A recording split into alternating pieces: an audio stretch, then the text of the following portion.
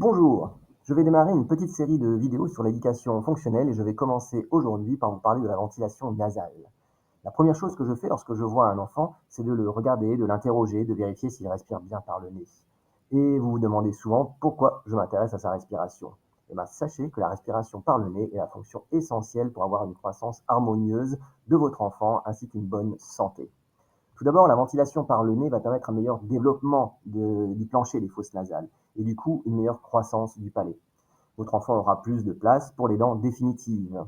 Si votre enfant garde sa bouche ouverte pour respirer, il va avoir un palais étroit, une béance souvent entre les dents de devant, un encombrement dentaire du coup important et parfois le risque de devoir extraire les dents pour pouvoir les aligner à l'adolescence. Respirer par la bouche va aussi provoquer une sécheresse buccale, à l'origine d'une mauvaise haleine, de l'inflammation des gencives, de caries, et plus tard, à l'âge adulte, des problèmes de déchaussement dentaire qui sont la première cause de perte dentaire. Mais le problème d'une mauvaise respiration nasale a des conséquences beaucoup plus vastes que la sphère buccale.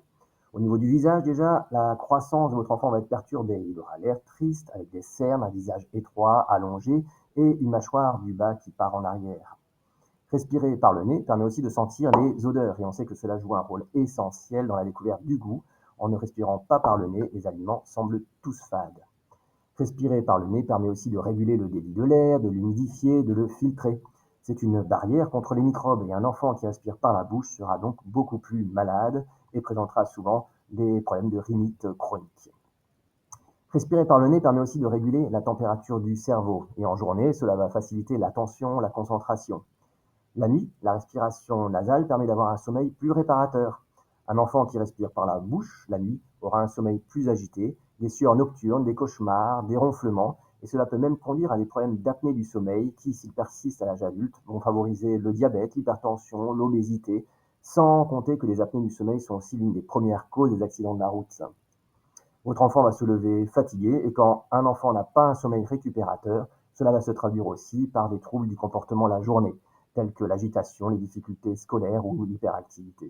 Et je trouve ça quand même extraordinaire de se dire que tous les problèmes que je viens de vous lister ont pour origine un nez bouché.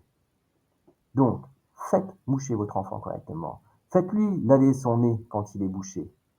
Et dans une prochaine vidéo, on parlera de la langue, de la mastication, puis je vous donnerai des conseils pour aider votre enfant à mieux grandir et à avoir une meilleure santé.